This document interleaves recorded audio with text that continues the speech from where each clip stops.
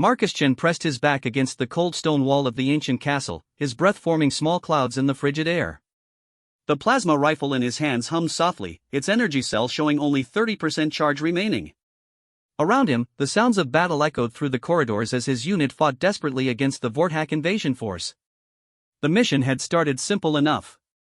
Intelligence reports indicated that the vampire clans of Nocturna Prime held ancient knowledge about Vorthak weaknesses.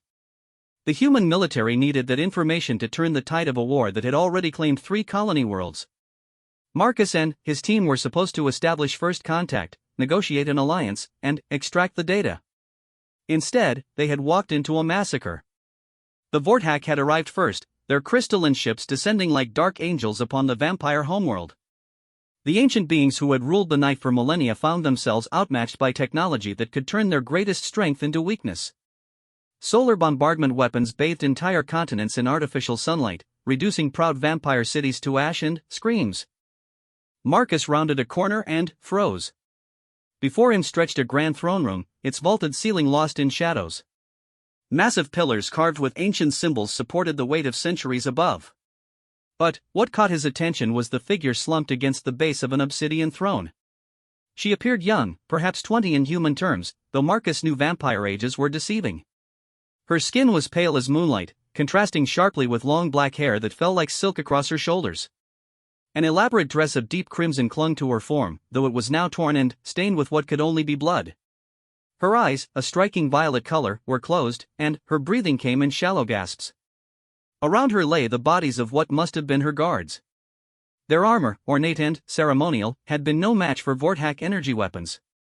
Scorch marks on the walls told the story of a brief but savage fight.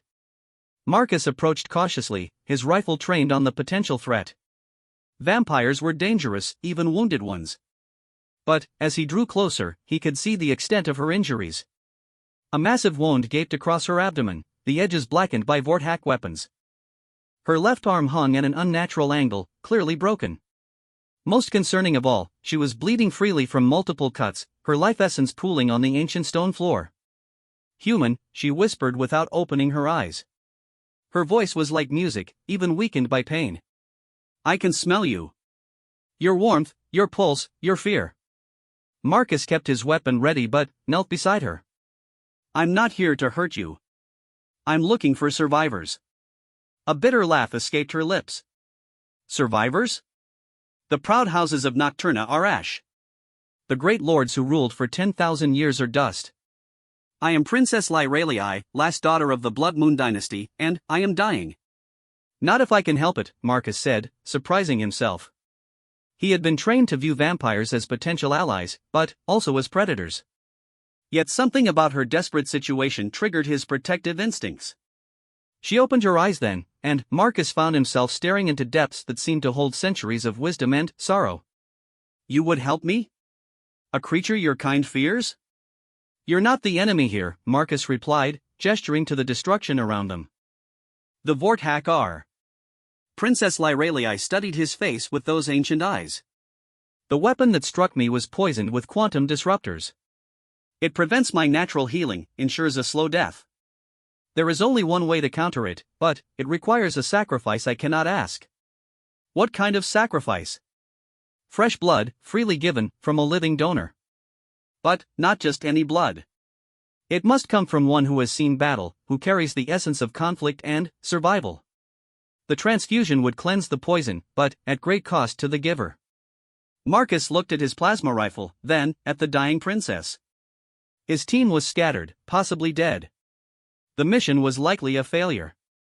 But here was a chance to save someone, to accomplish something meaningful in this disaster. "How much blood?" he asked. Her eyes widened in surprise. "You cannot be serious. The amount required would weaken you significantly. You would be vulnerable, unable to fight if the Vorthak return." "How much?" he repeated firmly. "Nearly a liter. Perhaps more. The process is not precise, and stopping too early would leave the poison active. You could die." Marcus set down his rifle and began removing the medical kit from his belt. "Then, we better get started before I change my mind." Princess Lyralii struggled to sit up straighter. "Why? Why would you risk your life for one you have never met? Marcus looked at her for a long moment. Because it's the right thing to do. Because someone has to stand against the darkness, whether it comes from the Vorthak or anywhere else. And, because leaving you to die would make me no better than the monsters we're fighting. The princess was quiet for several seconds. When she spoke again, her voice held a note of wonder. In 3,000 years of existence, I have never encountered such nobility. Most beings, even my own kind, act only from self-interest. Most humans don't, Marcus said, preparing the medical tubes. We're not perfect, but we try to be better than our worst impulses. This will create a bond between us, she warned. Vampire blood bonds are not trivial things. You will carry part of my essence, as I will carry part of yours. It cannot be undone. Marcus paused in his preparations. What kind of bond? I will always be able to find you, no matter where you go in the galaxy. Your emotions will whisper to me across any distance. In times of great need, I will feel your pain as my own. And you may find yourself sharing some of my attributes. Such as? Enhanced strength, improved reflexes, resistance to injury. Also, a strong aversion to bright lights and an increased appetite for rare meat. Marcus considered this. The benefits seemed to outweigh the drawbacks, especially if they helped him survive the war. Anything else I should know? Princess Lyralii hesitated. The bond works both ways. You will be able to sense my presence, my emotional state. In vampire culture, such connections are reserved for intimate relationships. My people will view you as either my consort or my property. And, which would you view me as? That, she said softly, remains to be seen. Marcus finished setting up the transfusion equipment. The medical kit included everything needed for emergency blood transfer, designed for battlefield conditions. He inserted the needle into his arm, watching his blood begin to flow through the clear tube. What is your name, brave human? The princess asked as the life-giving fluid began entering her system. Marcus Chen, Sergeant First Class, Human Colonial Defense Force. Marcus, she repeated, as if tasting the name. A strong name. A warrior's name. The transfusion continued in relative silence, broken only by distant sounds of battle. Marcus could feel himself growing weaker as the princess appeared to grow stronger. Color returned to her pale cheeks, and her breathing became more regular. Most remarkably, her wounds began to close, the blackened edges healing cleanly. The poison is neutralizing, she said after several minutes. I can feel my strength returning. But, you grow pale, Marcus Chen. Perhaps we should stop. Not yet, Marcus replied, though his vision was beginning to blur slightly. You said stopping too early would leave the poison active. You risk too much for one you barely know. Maybe. But, I've seen what the Vorthak do to prisoners. I wouldn't leave anyone to that fate. Princess Lyralii reached out with her newly healed hand and touched his arm. The contact sent an electric sensation through his body, and he felt some of his strength return. I am sharing some of my recovered energy with you, she explained. The bond is forming rapidly. This is unusual. Typically, it takes days or weeks to establish such a connection. Is that good or bad? I do not know. It has never happened so quickly before. Marcus felt a strange warmth spreading through his chest, as if his heart had been wrapped in gentle fire. His fatigue receded, replaced by an odd sense of completeness he had never experienced before. I think that's enough, he said, removing the needle from his arm and applying a pressure bandage. Princess Lyralii sat up fully, her injuries completely healed. She was beautiful in a way that seemed almost supernatural, but Marcus found his attraction to her was more complex than mere physical appearance. He felt connected to her on a level that transcended normal human experience. The bond is complete, she announced, standing gracefully. I am in your debt, Marcus Chen. By the old laws, I am bound to protect you as you have protected me. I don't need protection, Marcus said, retrieving his rifle. Perhaps not. But, you have it nonetheless. She moved to one of her fallen guards and retrieved an elegant sword from his body. The blade seemed to absorb light rather than reflect it. This is a shadow blade, forged in the deep vaults of our world. It will serve you well against the Vorthak. Marcus accepted the weapon, surprised by how light it felt despite its obvious strength. Thank you. Now we must leave this place, Princess Lyralii said. The Vorthak will return to ensure no survivors remain. But, first, there is something you must see. She led him deeper into the throne room, to a hidden panel behind the great chair. Inside was a data crystal that pulsed with inner light.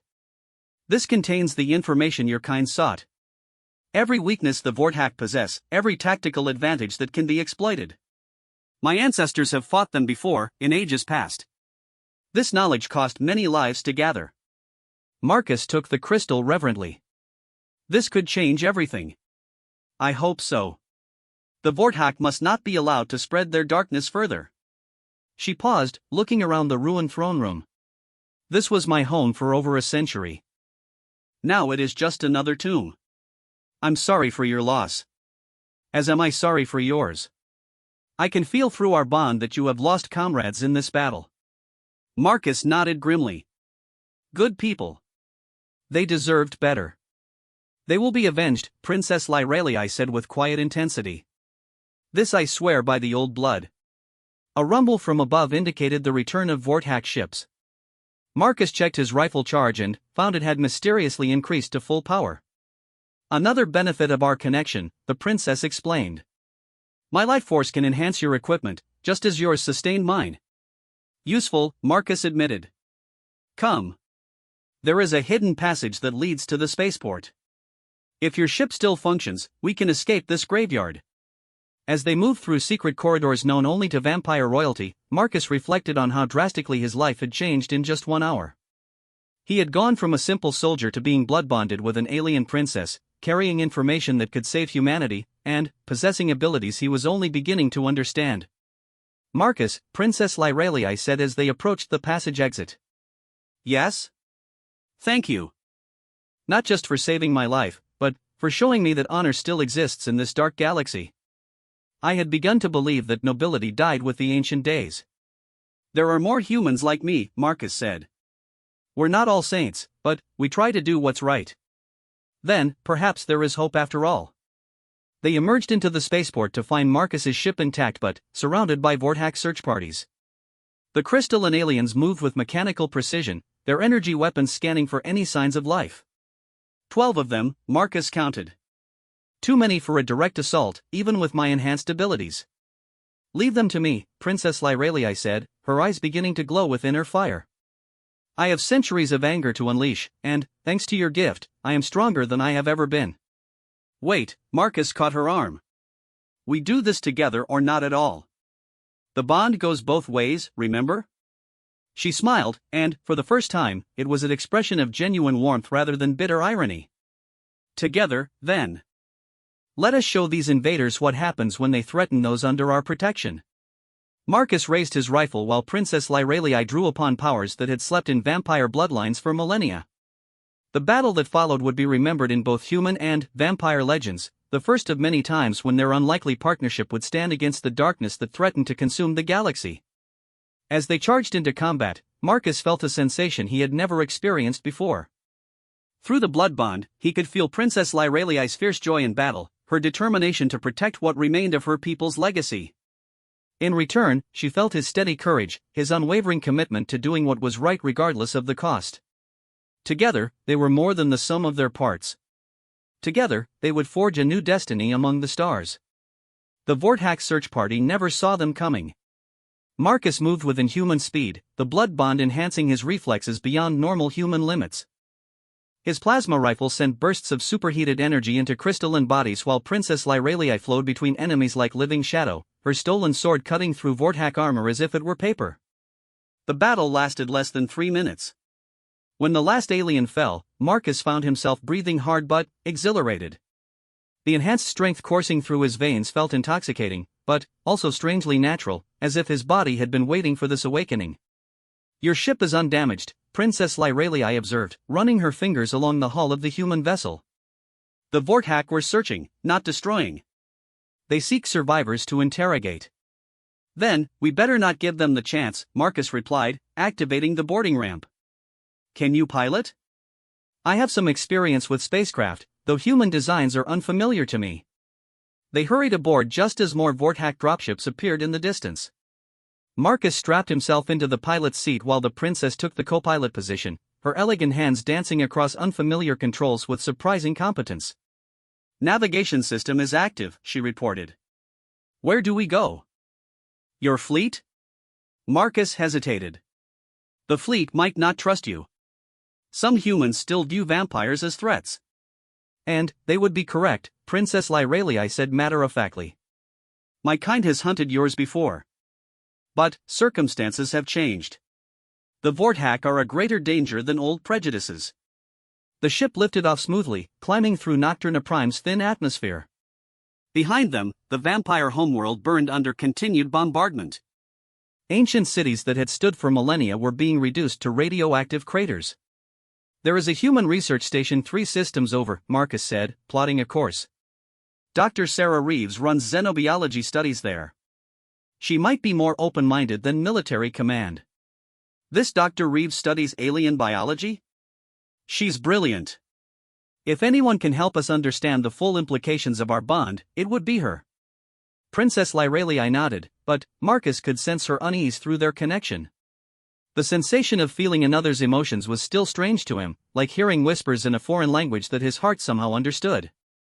"What troubles you?" he asked as they entered hyperspace. "I am the last of my house," she said quietly. "For 3,000 years, the Blood Moon dynasty has ruled from the Obsidian throne. Now I carry the weight of all that history, all those responsibilities. And I am bound to a human I barely know." Marcus felt her pain like a physical ache in his chest. "I can't replace what you've lost. But you're not alone anymore." She looked at him with those ancient violet eyes. "The bond is strong, stronger than anything in our historical records." Normally, such connections require months of careful ritual preparation. What we accomplished in minutes should have been impossible. "Maybe it happened because we needed each other," Marcus suggested. "You needed my blood to survive, and I needed purpose, I suppose. Direction in all this chaos. Perhaps. Or perhaps there are forces at work that neither of us fully comprehend." The journey to the research station took 18 hours. During that time, Marcus learned more about vampire culture and history than any human before him. Princess Lyralii spoke of the great houses that had ruled different regions of Nocturna Prime, their complex politics and ancient rivalries. She described technological marvels that made human science seem primitive by comparison, and philosophical traditions that explored the nature of existence across centuries of contemplation. In return, Marcus shared stories of human exploration, of the colonies that had spread across dozens of worlds, of the diversity of human culture and the democratic ideals that bound their society together. He spoke of families scattered across star systems, of the art and music that flourished in peaceful times, and of the courage that ordinary people showed when faced with extraordinary circumstances. "Your species is remarkably adaptable," Princess Lyralii observed. "Most races we have encountered become set in their ways after a few centuries of civilization. Humans seem to constantly reinvent themselves." "We're good at learning from mistakes," Marcus said. "Sometimes it takes us a while, but we usually figure things out eventually." "Even when those mistakes involve trusting vampires?" Marcus considered this. "Especially then. Humans have a saying, 'The enemy of my enemy is my friend.' The Vorthak have given us a common cause." As they approached the research station, they received a priority transmission. Dr. Reeves appeared on the communication screen, her gray hair disheveled and her expression concerned. "Marcus? Thank God you're alive. We received reports that your entire unit was lost in the Nocturna operation." "Most of them were, Doctor. But I have something that might change everything." He gestured for Princess Lyralii to move into view of the camera. Dr. Reeves' eyes widened as she took in the vampire princess appearance. "Fascinating. An actual member of the vampire species. This is unprecedented. Doctor, meet Princess Lyralii of the Blood Moon dynasty. She has information about Vorthak weaknesses, and we need your help understanding some complications that have arisen." "What kind of complications?" Marcus and the princess exchanged glances. "We'll explain when we dock. It's better discussed in person." 30 minutes later, they sat in Dr. Reeves' laboratory while medical scanners hummed around them. The elderly scientist studied the readouts with growing amazement. "This is incredible," she muttered, adjusting the scanner settings. Your blood chemistry has been fundamentally altered, Marcus. Hemoglobin levels are up 30%, reaction times have increased by a factor of 3, and your cellular regeneration rate is, well, it's approaching vampire levels. Is that dangerous? Marcus asked. Dangerous? It's miraculous. You've essentially been given a biological upgrade that our best genetic therapies couldn't achieve. She turned to Princess Lyralii. And you, my dear, show signs of increased emotional stability and improved stress resistance. Typically, vampire psychology is marked by intense mood swings and periods of deep depression. But your neural patterns suggest a much more balanced emotional state. The bond has changed us both, Princess Lyralii confirmed. But, in what ways, we are still discovering. Dr. Reeves pulled up holographic displays showing their brain scans. Look at this. Your neural activity is synchronized in several key areas. It's as if you're sharing processing power between your minds. The implications for combat effectiveness, problem-solving ability, emotional support, it's extraordinary. There's more, Marcus said, producing the data crystal. Princess Lyralii gave me this. It contains everything her people learned about fighting the Vorthak. Dr. Reeves accepted the crystal with reverent hands. This could be the breakthrough we've been hoping for. But, I'll need time to analyze it properly. Time we may not have, Princess Lyralii said. The Vorthak will not remain content with destroying my world. They will move on to other targets. Human colonies are likely next. Then, we need to get this information to the fleet, Marcus said. Not yet, Dr. Reeves cautioned. You have no idea how command will react to your situation. A human soldier blood-bonded with a vampire princess? Some officers might view it as contamination or treason.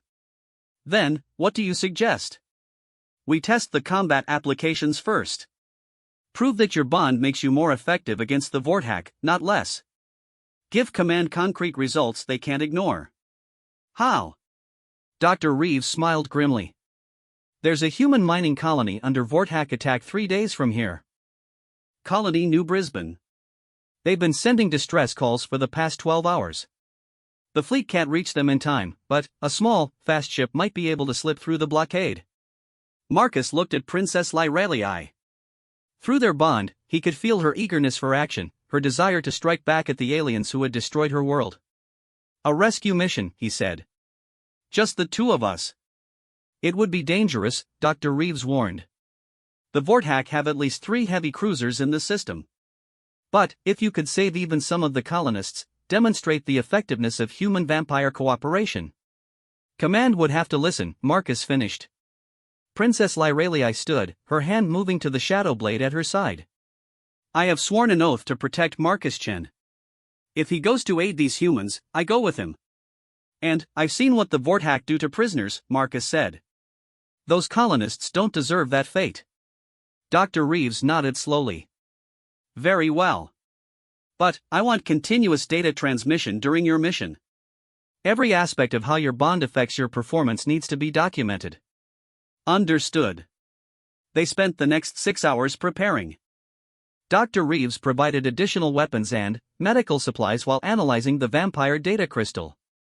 The information it contained was staggering, detailed specifications on Vorthak ship designs, their energy weapon frequencies, behavioral patterns, even biological data on the crystalline aliens themselves. According to this, Dr. Reeves explained, the Vorthak have a weakness in their ship shielding at specific frequency ranges. Their hulls are vulnerable to weapons that oscillate between these parameters. She handed Marcus a modified plasma rifle. I've adjusted your weapon accordingly. Princess Lyralii examined a datapad displaying Vorthak tactical information. They prefer overwhelming force to subtlety. Once committed to an attack, they rarely change their approach. This makes them predictable. Good to know, Marcus said, checking his equipment. How are you feeling about working with human technology? Your weapons are crude but effective. I prefer more elegant tools, but I can adapt. She hefted a human assault rifle, testing its weight and balance. This will suffice. As they prepared to depart, Dr. Reeves pulled Marcus aside. Are you certain about this? The bond may be affecting your judgment, making you more willing to take risks. Maybe. But those colonists need help, and we're the only ones who can provide it. If that's the bond influencing me, then it's influencing me toward doing the right thing. And if the princess has ulterior motives? Vampires are known for their manipulative abilities. Marcus glanced at Princess Lyralii, who was studying star charts with intense concentration. Through their bond, he could feel her genuine concern for the innocent lives at stake, her anger at the Vorthak, and, something else, a growing affection for him that she was trying to suppress. She's not manipulating me, Doctor. If anything, the bond makes deception impossible between us. I can feel her emotions as clearly as my own. That could be a vulnerability as well as a strength. Every partnership has risks. But I trust her.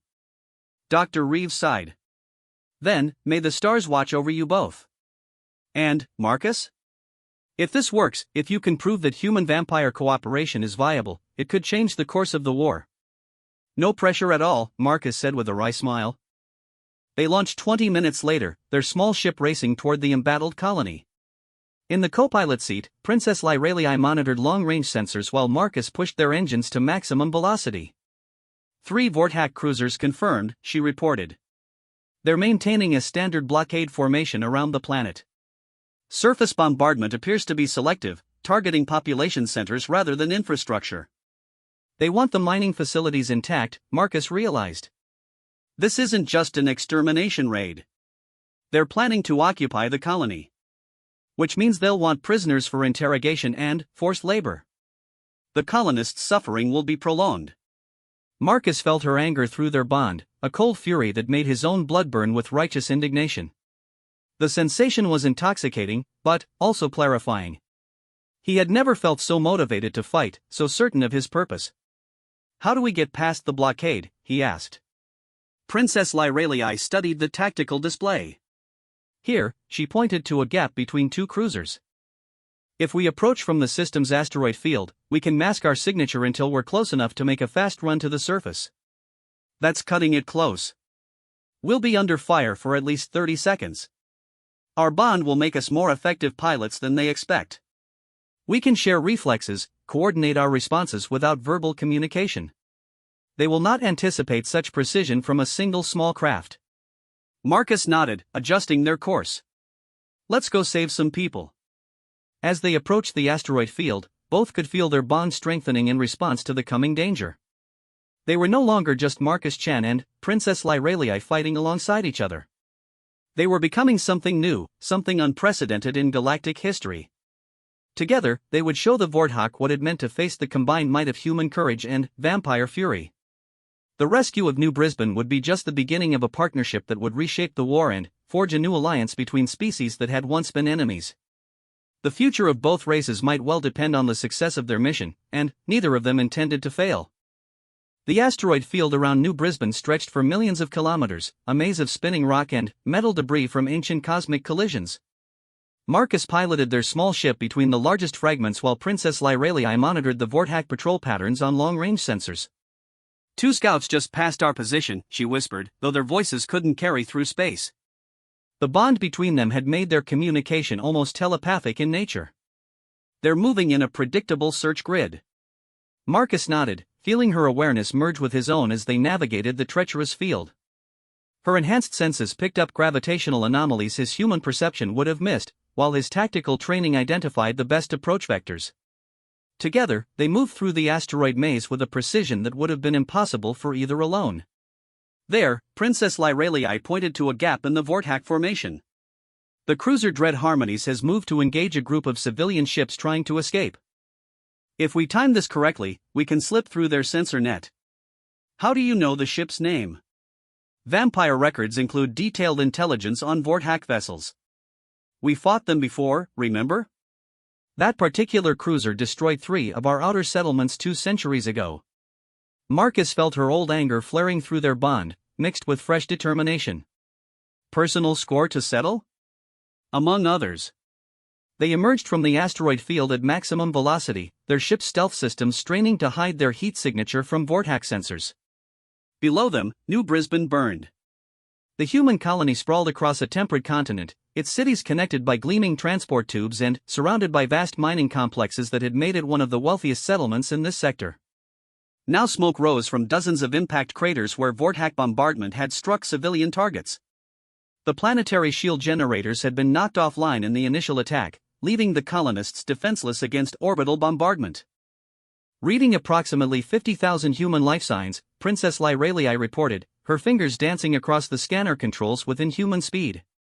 Concentrated in 3 main shelter complexes. The Vorthack are deploying ground forces to each location. Landing shuttles?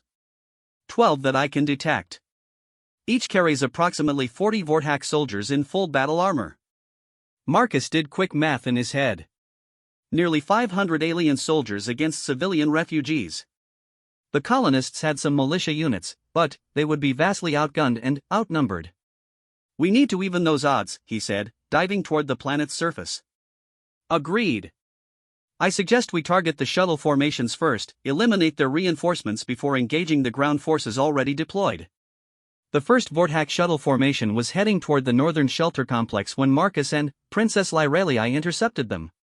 Their modified weapons, tuned to the frequencies identified in the vampire data crystal, tore through the alien ship's shields like tissue paper. Incredible, Princess Lyralii breathed as 2 shuttles exploded in rapid succession. The frequency modulation is working perfectly. Your people did their homework, Marcus replied, banking hard to avoid return fire from the surviving shuttles. Through their bond, he could feel her satisfaction at seeing her ancestors' knowledge put to good use. They destroyed 8 of the 12 shuttles before the surviving Vorthack ships reached the ground. The remaining 4 had altered their shield frequencies in response to the attack, requiring a different approach.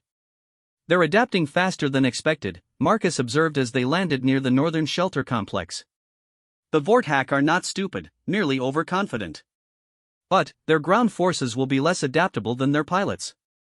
They approached the shelter complex on foot, their enhanced abilities allowing them to cover ground with inhuman speed. The bond between them had evolved during the flight, becoming something deeper than shared reflexes or emotional awareness. They could now coordinate their actions with perfect synchronization, moving as 2 parts of a single organism. The northern shelter housed approximately 15,000 colonists in a vast underground complex. Its entrance was heavily fortified, but the human militia defending it was already under assault from Vorthack ground forces. Energy weapons lit up the twilight as crystalline soldiers advanced in precise formation. 43 Vorthack soldiers, Princess Lyralii counted, her enhanced vision picking out individual targets in the chaos. Standard energy rifles, 2 heavy weapons specialists, 1 command unit. The militia has good cover, but they're running low on ammunition, Marcus observed, noting the decreasing rate of human return fire. We need to break the Vorthack advance before they reach the entrance. Leave the command unit to me, Princess Lyralii said, drawing her shadow blade. Vampires have ways of dealing with enemy leaders that humans have never seen. Marcus watched in fascination as the princess seemed to fade from view, not becoming invisible but somehow becoming harder to focus on. His enhanced vision could track her movement, but he understood that normal humans or Vorthack would find her nearly impossible to target. Shadow walking, she explained through their bond. An ancient technique that bends light around the user. Very useful for assassination work. While Princess Lyralii stalked the Vorthack commander, Marcus opened fire on the alien formation from an elevated position. His modified plasma rifle sent bolt after bolt into their ranks, each shot calculated for maximum effect. The frequency modulation continued to disrupt their shields, allowing even glancing hits to cause significant damage. The Vorthack formation wavered as soldiers fell to Marcus's precision fire, but they maintained discipline and began advancing on his position. That's when Princess Lyralii struck. The Vorthack commander died without knowing what killed him. One moment he was coordinating the assault through crystalline communication nodes, the next his head separated cleanly from his shoulders. Princess Lyralii materialized behind his position like death itself, her shadow blade dripping with alien blood. The remaining Vorthack soldiers froze for a crucial second as their command structure collapsed. Marcus used that moment to leap down from his elevated position, enhanced strength allowing him to cover the distance in a single bound. He landed among them like an avenging angel, plasma rifle blazing. The battle lasted less than 3 minutes. When the smoke cleared, all 43 Vorthack soldiers lay dead while Marcus and Princess Lyralii stood unharmed among the carnage. The human militia emerged from their defensive positions, staring in amazement at their unlikely saviors. "Who are you people?" asked a militia captain, her voice full of wonder and suspicion. "Sergeant Marcus Chen, Human Colonial Defense Force," Marcus replied. "And, this is Princess Lyralii. We're here to help evacuate your people." The captain's eyes widened as she took in the vampire princess's appearance. That's impossible. Vampires are just legends. Legends that bleed and die just like humans, Princess Lyralii said quietly. But, also legends that remember old debts and honor ancient oaths of protection.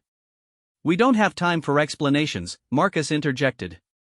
"The other shelter complexes are under attack, and more Vortak reinforcements could arrive at any time. We need to evacuate as many people as possible." The militia captain nodded, her training overriding her shock. "The transport tubes are still functional. We can move people through the underground network to the spaceport. But, the Vortak have that area under heavy surveillance." "Let us worry about the surveillance," Princess Lyralii said. "Your job is to get the civilians moving." Over the next 4 hours, Marcus and Princess Lyralii conducted a running battle across New Brisbane's underground transport network. The Vortak had positioned forces at key intersections, trying to prevent civilian evacuations, but they hadn't anticipated the speed and coordination of their opponents. 12 more soldiers at Junction 7, Princess Lyralii reported through their bond as they approached another Vortak checkpoint. "Standard formation, but they've learned to watch for shadow walking techniques." "Then, we try something different," Marcus replied, studying the tunnel layout on his tactical display. "The maintenance shafts run parallel to the main tubes. If you can provide a distraction, I can flank them.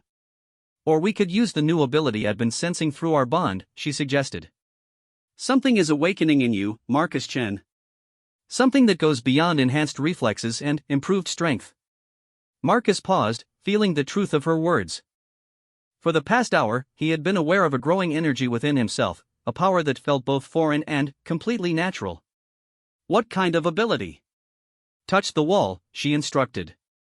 Marcus placed his palm against the metal surface of the tunnel. Immediately, he could sense the entire structure around them, its dimensions and occupants revealed as clearly as if he were looking at a blueprint. More than that, he could feel the electrical systems, the air circulation, even the quantum resonance patterns of different materials. "Technomancy," Princess Lyralii breathed. "The ability to interface directly with technology. It's one of the rarest vampire gifts, possessed by perhaps 1 in 10,000 of my kind. The blood bond has awakened it in you." "I can feel their weapons," Marcus said in wonder, his awareness extending through the tunnel system. "Every Vortak energy rifle, every piece of equipment they carry. It's like they're part of a vast network I can touch." "Can you disable them?" Marcus focused his newfound ability, reaching out through the metal and circuits toward the Vortak checkpoint. With careful precision, he began to override the safety protocols in their energy weapons. One by one, the alien rifles began to overheat. Angry crystalline voices echoed through the tunnel as Vortak soldiers discovered their weapons were malfunctioning. In the confusion that followed, Marcus and Princess Lyralii struck like avenging spirits, eliminating the checkpoint guards before they could adapt to the technological sabotage. "This changes everything," Princess Lyralii said as they continued toward the spaceport.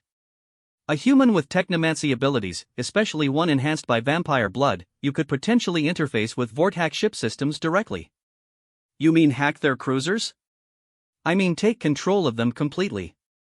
They reached the spaceport to find it in chaos. Vortak forces had established a perimeter around the main landing platforms, but thousands of human civilians were streaming through the underground tunnels toward evacuation ships. The militia was fighting a desperate holding action to keep the escape routes open. "Status report," Marcus called to the militia commander, a grizzled veteran named Colonel Hayes. "We've got maybe 2,000 civilians loaded onto transports, but the Vortak are preparing for a final push. They've brought up heavy artillery from their cruisers. Once they start shelling the spaceport directly, we're finished." Marcus looked up at the 3 Vortak cruisers hanging in orbit like crystal in death. Through his technomantic awareness, he could sense their massive power systems, their weapon arrays, their shield generators. The complexity was staggering, but not incomprehensible. "I need to get closer to their ships," he told Princess Lyralii. "Impossible. Even with our abilities, we cannot survive in space without proper equipment. Not physically closer. I need a better technological interface. Something with enough processing power to reach orbital range. Colonel Hayes overheard the conversation. The spaceport's main computer core is still functional. It's designed to coordinate with incoming ships, so it has massive communication arrays and quantum processors. That could work, Marcus said, studying the fortified command tower that housed the computer systems. But it's right in the middle of the Vortac formation. Then, we make the move, Princess Lyralii said, her eyes beginning to glow with inner fire. I have been holding back, conserving my strength. But it is time these invaders learned what it means to face the full fury of the Blood Moon dynasty. What happened next would be remembered in both human and Vortac records as the Battle of New Brisbane Spaceport. Princess Lyralii called upon powers that had been dormant in vampire bloodlines for millennia, abilities that her ancestors had used to rule worlds before humans had even discovered fire. She began to glow with dark energy, her form becoming wreathed in shadows that seemed to absorb light itself. The air around her grew cold enough to freeze moisture from the atmosphere, creating a supernatural mist that rolled across the battlefield. When she spoke, her voice carried the authority of ancient royalty. I am Princess Lyralii of the Blood Moon dynasty, daughter of the Crimson Throne, heir to 10,000 years of vampire rule. By the old blood and the deep oaths, I call upon the power of my ancestors to defend the innocent and punish the guilty. The effect on the Vortac was immediate and terrifying. Their precise formations broke as soldiers fled from the advancing darkness. Energy weapons that had functioned perfectly moments before began to malfunction as the princess's aura interfered with their crystalline technology. Even their communication systems failed, leaving individual units isolated and confused. Marcus used the chaos to reach the command tower, his technomantic abilities allowing him to bypass security systems and access the main computer core. The moment his hands touched the quantum processors, his consciousness expanded beyond his physical body. He soared through electronic pathways at the speed of thought, reaching out across the void toward the Vortac cruisers. Their defensive systems tried to repel his intrusion, but they had never encountered a human technomancer enhanced by vampire blood. He slipped through their security protocols like water through a sieve. The first cruiser, Dread Harmonies, fell under his control within minutes. Marcus seized command of its weapon systems and turned its guns on its sister ships. The second cruiser, Crystal Vengeance, tried to flee but found its engines shutting down as Marcus systematically disabled its propulsion systems. The third cruiser, Death's Symphony, attempted to bombard the spaceport in a final act of spite, but Marcus redirected its targeting computers. Instead of hitting the evacuation ships, the alien weapons struck empty ground, creating impressive but harmless light shows. Within an hour, all three cruisers hung dead in space, their crews trapped aboard ships they no longer controlled. The Vortac ground forces, cut off from orbital support and still reeling from Princess Lyralii's supernatural assault, began surrendering in groups. As the immediate threat ended, Marcus gradually withdrew his consciousness from the captured ships, returning to his physical body in the command tower. He found Princess Lyralii waiting for him, her supernatural aura faded but her eyes still glowing with residual power. "It is done," she said simply. "The civilians are safe." Marcus nodded, feeling exhausted but triumphant. Through their bond, he could sense her own fatigue from the massive expenditure of energy, but also her pride in their joint accomplishment. "The evacuation ships are launching now," Colonel Hayes reported over the communications system. 30,000 people saved, thanks to you too. I don't know how to thank you." "Thank us by getting them to safety," Marcus replied. "And by telling Command that human-vampire cooperation isn't just possible, it's necessary." As the last evacuation transport disappeared into hyperspace, Marcus and Princess Lyralii stood together overlooking the spaceport. The Vortac prisoners were being secured by militia units, while the captured cruisers waited in orbit like trophies of war. "What happens now?" Princess Lyralii asked. "Now we take those ships back to the fleet," Marcus said. 3 captured Vortac cruisers, complete with their technology and databases. Command won't be able to ignore evidence like that. "And us?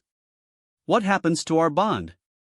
Marcus looked at her, feeling the deep connection that had grown between them over the past few days. "I don't know. But I know I don't want to lose it. We're stronger together than either of us could be apart." Princess Lyralii smiled, the expression transforming her face from beautiful to radiant. "Then, perhaps there is hope for both our species after all." As they prepared to board one of the captured Vorthack cruisers for the journey back to human space, neither could have imagined the chain of events they had set in motion. The rescue of New Brisbane would become a legend, but it would also be the first step toward a new alliance that would reshape the galactic balance of power.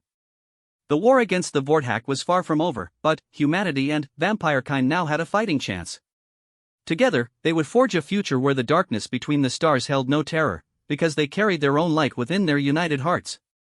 The journey back to human space aboard the captured Vorthack cruiser Dread Harmonies took 5 days, during which Marcus and Princess Lyralii discovered new depths to their bond. The alien ship, with its crystalline corridors and organic technology, provided an ideal environment for testing the limits of Marcus's technomantic abilities. The ship's systems are remarkably sophisticated, Princess Lyralii observed as she watched Marcus interface directly with the navigation computer. But also strangely fragmented. Each system operates independently, with minimal coordination between components. That's their weakness, Marcus realized, his consciousness flowing through the alien technology like digital water. They've built redundancy into everything, but they've sacrificed efficiency. A coordinated assault on multiple systems simultaneously would cause cascading failures throughout their entire fleet. Through the ship's communication arrays, they had been monitoring human fleet movements. Admiral Catherine Morrison's task force was regrouping near the Centauri relay, preparing for what military intelligence believed would be the final Vorthack push toward Earth itself. The captured ships and intelligence they carried could tip the balance of the entire war. But, first, they had to convince the fleet to accept their unprecedented alliance. "Unknown vessel, you are approaching restricted military space," came the sharp voice of fleet control as they reached the outer sensor perimeter. "Identify yourself immediately or be fired upon." "This is Sergeant Marcus Chen, Human Colonial Defense Force, aboard the captured Vorthack cruiser Dread Harmonies," Marcus transmitted. "I am accompanied by Princess Lyralii of Nocturna Prime. We carry vital intelligence regarding Vorthack weaknesses and request immediate audience with Admiral Morrison." A long pause followed before Fleet Control responded. "Sergeant Chen, you were reported killed in action at Nocturna Prime 6 days ago. Please verify your identity with personal security codes." Marcus provided the required codes, adding detailed mission reports that only he would know. After several tense minutes, they were granted permission to approach the flagship, but under heavy escort. 12 human destroyers surrounding us," Princess Lyralii noted, studying the tactical display. "They're taking no chances. Can you blame them? From their perspective, we're either dead men flying an enemy ship, or we've been compromised by alien influence." The second assumption is not entirely incorrect, she admitted with a slight smile. Though the influence has been mutual and beneficial. As they docked with the flagship Invincible, Marcus could feel Princess Lyralii's nervousness through their bond. For all her royal bearing and ancient power, she was about to face the collective judgment of an alien military command that had little reason to trust her. "Whatever happens," Marcus said, taking her hand, "we face it together." "Together," she agreed, squeezing his fingers. The docking bay was filled with armed Marines when they disembarked. Admiral Morrison herself waited in the center of the formation, a stern woman in her 50s whose reputation for tactical brilliance was matched only by her reputation for ruthless pragmatism. "Sergeant Chen," the Admiral said, her voice carefully neutral. "You look remarkably healthy for a dead man." "Thank you, Admiral. May I present Princess Lyralii of the Blood Moon Dynasty, last surviving member of Nocturna Prime's royal family." The Admiral's gaze fixed on the vampire princess with clinical intensity. "I see. And this alien royalty is here why, exactly?" "Because she saved my life, Admiral. And, because together, we've discovered weaknesses in the Vorthack that could end this war." "Weaknesses that required you to, what exactly?" "The medical scanners are detecting significant biological anomalies in both of you." Marcus had expected this question. "We formed a blood bond, Admiral. A vampire ritual that has enhanced both our capabilities beyond normal parameters. The process also created a strategic partnership that allowed us to rescue 30,000 civilians from New Brisbane and capture 3 Vorthack cruisers intact." Murmurs rippled through the assembled officers. The rescue of New Brisbane had already reached Fleet Command, but the details had been sketchy. "You captured 3 cruisers," Admiral Morrison said slowly. "How?" "With respect, Admiral, a demonstration would be more effective than an explanation." The Admiral considered this for a moment, then nodded to her aide. Have the technical staff bring up the sensor data on the captured ships. Within minutes, holographic displays showed detailed scans of the 3 Vorthack cruisers hanging in space near the fleet. Their systems were completely dark, their crews presumably still trapped aboard. Sergeant Chen claims he can control Vorthack technology directly, Admiral Morrison announced to her staff. Let's see if that claim is true. Sergeant, can you activate the lead cruiser's navigation lights? Marcus nodded, extending his technomantic abilities across space toward Dread Harmonies. The process was easier now, his control more refined after days of practice. The cruiser's external lights began flashing in a complex pattern that spelled out human victory in standard fleet code. The effect on the assembled officers was electric. Admiral Morrison's expression shifted from skepticism to intense interest. Remarkable. And this ability comes from your blood bond with the alien? The princess's vampire heritage includes rare technomantic gifts, Marcus explained. The bond awakened those abilities in me, while my human strategic thinking enhanced her natural powers. We become more effective than either of us could be alone. Assuming this is true, Admiral Morrison said, what do you propose we do with this capability? Princess Lyralii stepped forward, her royal bearing evident despite her alien appearance. Admiral, my people fought the Vorthack 2 centuries ago. We learned their weaknesses at great cost. That knowledge, combined with Marcus's new abilities, could allow you to capture their entire invasion fleet intact. Their entire fleet? That's over 200 ships. All connected through quantum communication arrays, Marcus said. If I can access their command ship, I can potentially take control of their entire network simultaneously. Admiral Morrison walked slowly around the pair, studying them with the eye of a career military officer evaluating new weapons. The political implications of this alliance are staggering. A human-vampire partnership that could end the war, but also fundamentally change humanity's place in the galaxy. With respect, Admiral, Marcus said, the war has already changed everything. The question is whether we adapt to new realities or let old prejudices doom us to defeat. And if I refuse to authorize this alliance? If I decide that the risks outweigh the potential benefits? Princess Lyralii's eyes flashed with inner fire. Then, you doom both our species to eventual extinction. The Vorthack will not stop with human colonies. They seek to cleanse the galaxy of all organic life they consider inferior. Today it is my people and yours. Tomorrow it will be everyone else. The Admiral was quiet for several long minutes, weighing options that could determine the fate of entire civilizations. Finally, she spoke. Dr. Patricia Vance, she called to one of the officers. I want complete medical and psychological evaluations of both subjects. Commander Rodriguez, begin analyzing the captured Vorthack technology with Sergeant Chen's assistance. And, someone get me a direct line to Earth Command. This decision goes far beyond my authority level.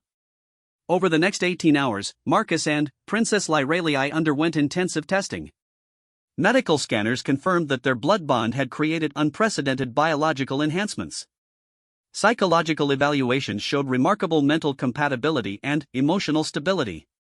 Most importantly, technical demonstrations proved that Marcus could indeed interface with and control Vorthack technology with frightening efficiency. The implications are staggering, Dr. Vance reported to Admiral Morrison. The sergeant's technomantic abilities appear to be growing stronger with each use. Given time to fully develop, he could potentially control any technology based on crystalline matrices or quantum resonance patterns.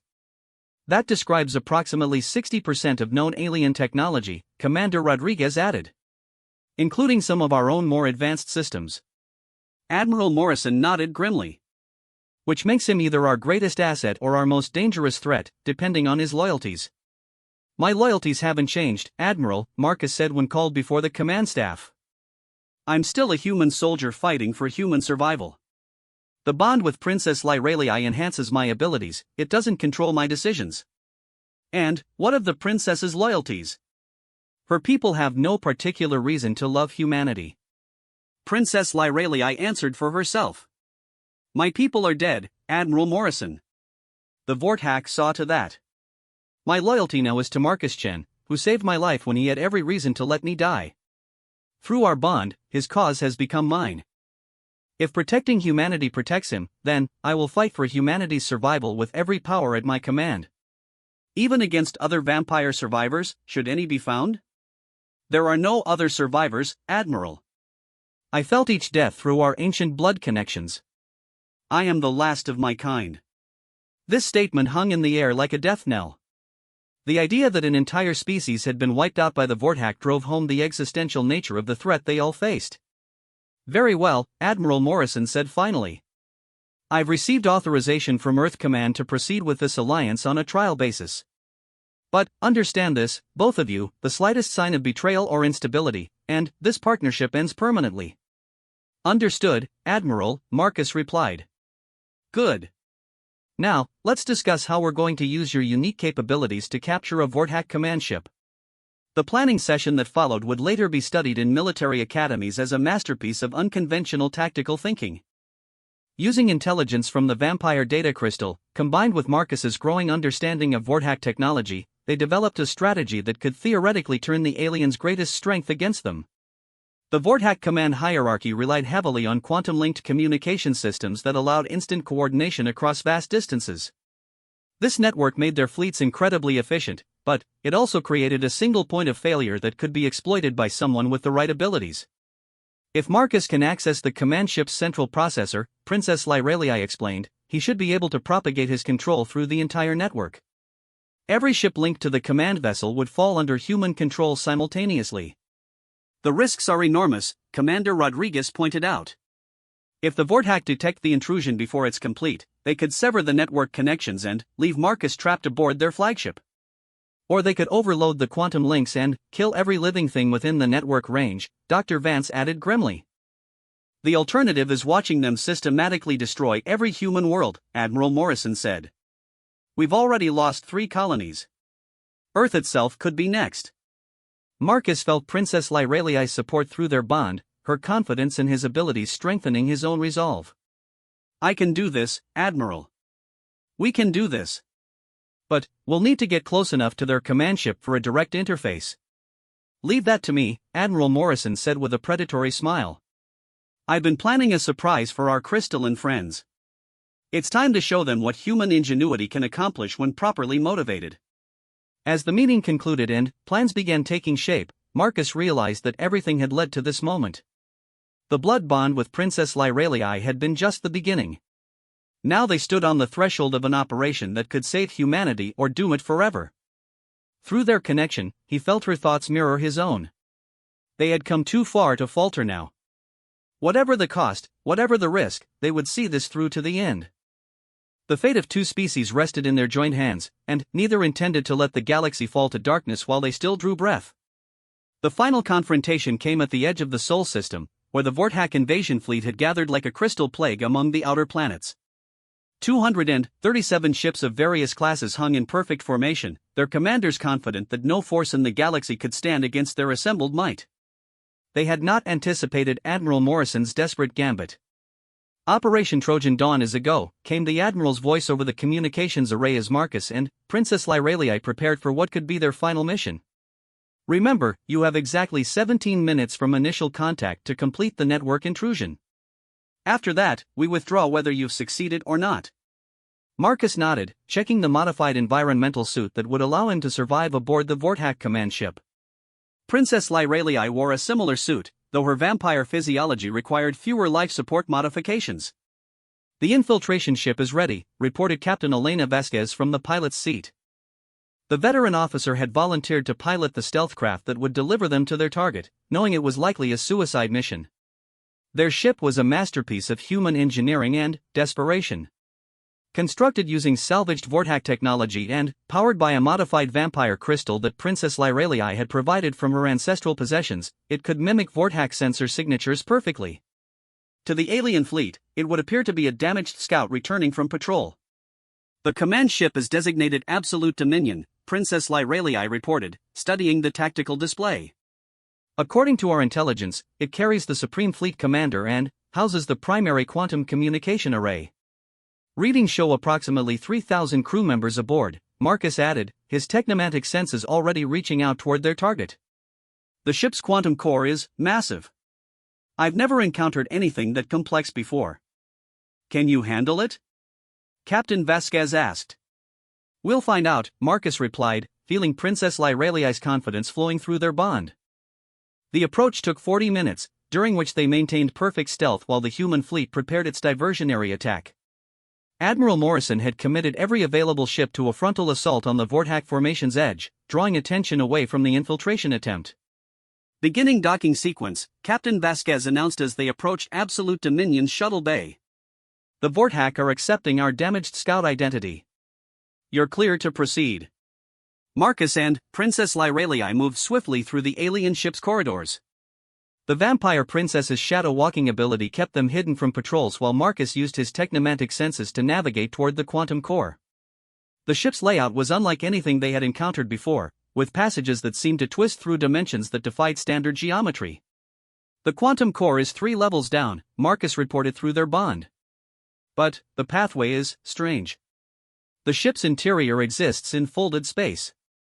I can feel it too, Princess Lyreliai replied. The Vortak have built their command ship using technology that bends reality itself. No wonder their network is so powerful. They encountered their first serious resistance near the quantum core chamber.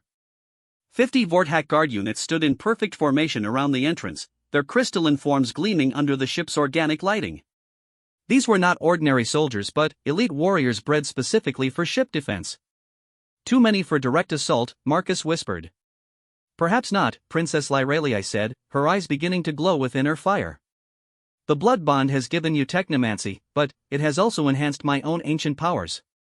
Watch. What followed defied every law of physics that Marcus thought he understood. Princess Lyreliai called upon abilities that had slumbered in vampire bloodlines since the dawn of their civilization. Her form became wreathed in shadows that existed outside normal spacetime, and, when she spoke, her words carried the weight of stellar gravity. I am the last daughter of the Blood Moon dynasty, heir to powers that predate your crystalline empire by eons. Stand aside, or face the darkness that devoured stars before your species learned to think. The effect on the Vortak guards was immediate and terrifying. Their perfect formation shattered as individuals fled from an authority they instinctively recognized as superior to their own. Within moments, the path to the quantum core lay open. How did you do that? Marcus asked in amazement. The blood bond has awakened memories I thought lost forever, Princess Lyreliai explained as they approached the core chamber. My ancestors were not merely rulers of a single world. They were powers in the deep galaxy, beings who commanded forces that shaped the evolution of entire star systems. The quantum core chamber was a cathedral of living crystal, its walls pulsing with energy that existed on multiple dimensional planes simultaneously. At the center stood a construct of impossible complexity, a quantum computer that processed information from across the entire Vortak fleet in real time. This is it, Marcus said, approaching the central interface. If I can merge my consciousness with this system, I can take control of every ship in their fleet. The risk is enormous, Princess Lyreliai warned. That level of quantum entanglement could scatter your consciousness across the network permanently. You might never find your way back to your own body. Then, you'll have to anchor me, Marcus said, taking her hand. The bond between us exists outside normal spacetime, just like this core. If I get lost in the network, follow our connection and bring me home. Princess Lyreliai nodded, though Marcus could feel her fear through their bond. I will not lose you, Marcus Chen. Not to the Vortak, not to quantum technology, not to anything in this universe or any other. Marcus placed his hands on the quantum interface and felt his consciousness explode outward across the fleet network. Suddenly, he was everywhere at once, his awareness scattered across 237 ships and the millions of systems that connected them. The sensation was overwhelming, like trying to drink an ocean of liquid lightning. But, through it all, he felt Princess Lyreliai's presence anchoring him, her ancient power providing stability in the quantum chaos. With her support, he began to assert control over the network's primary nodes.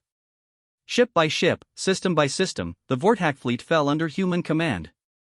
Marcus rewrote command codes, disabled weapons systems, and locked navigation controls. The process took 14 minutes that felt like 14 lifetimes, but, when it was complete, the most powerful invasion force in galactic history belonged to humanity. The aftermath was chaos.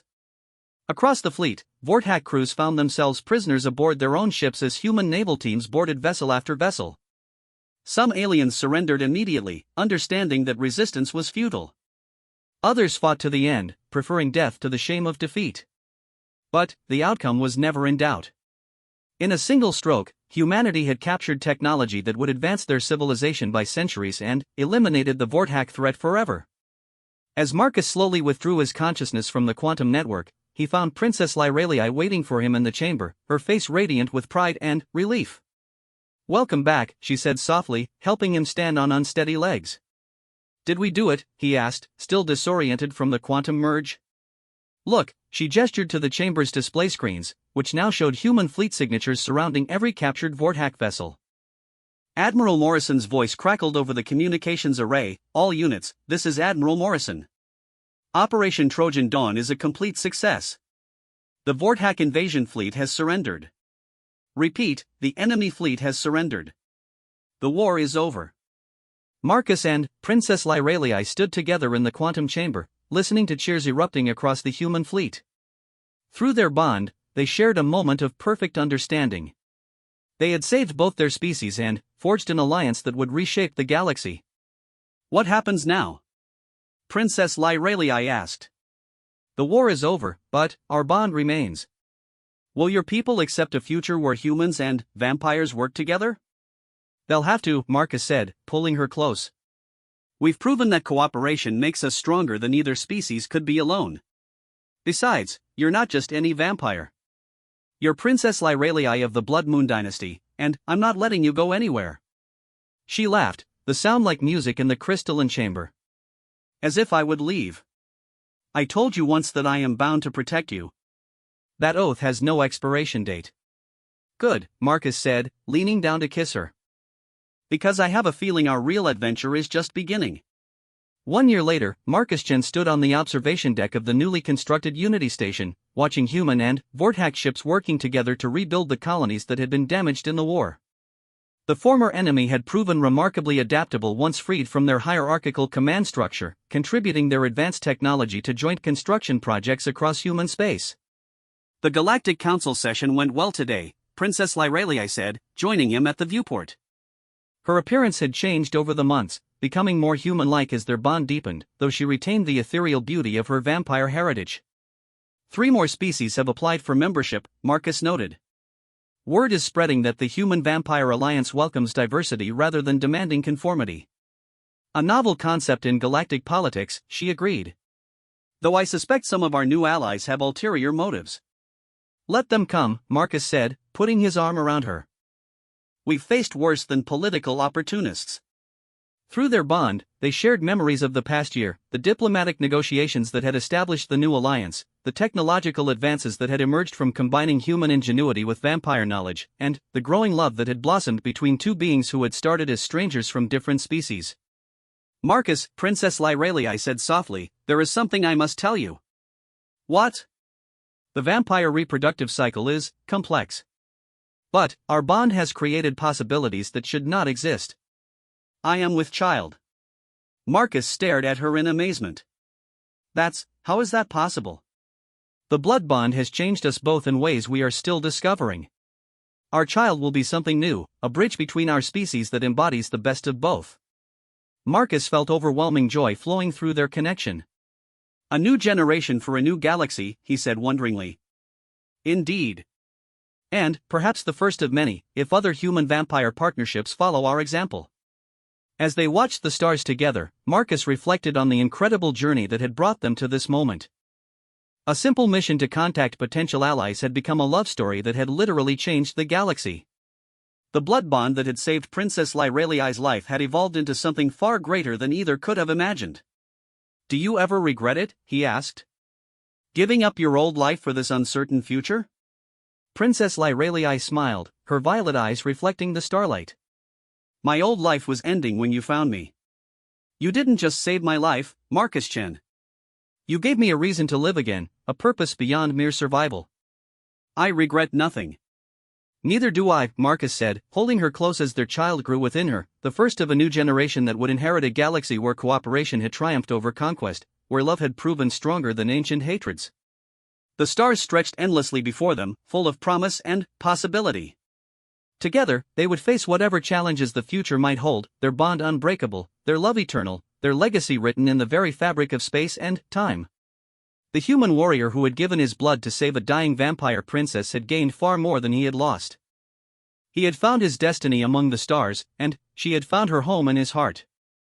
Together, they were unstoppable. Together, they were forever.